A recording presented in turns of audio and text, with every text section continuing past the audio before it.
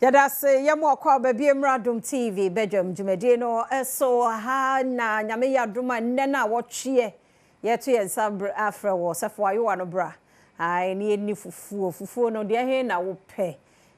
mani make up na makai last year na efedodo duane ni buso a yeda mo asepa fi so awrade adom ye na adom nti ene na wotwe bekwa beto ye nyina ye hia fi wo ho no wayo no wonso ewo bibi o mpeso ne beta ato te se bi abanche ana abode ya emrantam ma ye esrem ani die mu a mofa ye number no a mo che ne afa ne ntem se be ya wona eno ano so betumi aye no ntem so ya sometimes na check akra se waduro no kra na awa ne wo ma no so afabra se be ya ye nyina ye bekeka ye ho na aduane ye di ne ntem wate ase ya make minya na nkesi ha be ne se de tie bia no fufu no medi bia nsa no masori because enu esu nti na so ebesu the proper kwema kosi nyankopon ya adoma ya wada ti director the number no beto screen no so support said nambia wo bia ye timidi ye nkwan ma ne ye wada ma fabre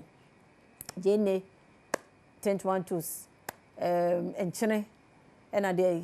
ni nyina ti number no ego ye screen ya se wada ma bo ayen pa bode ne menkan mumre ye mbi se wo aponche wo de bra ye beje wo dwan wo de ba ye beje wa kokko wo de ba ye beje madaroma mufamra entem maye sebe ya ye betumi aye ne ntem ye da mo asepa ya na eba ne bua na ya ba late bisa ti madaroma co store so no jefanko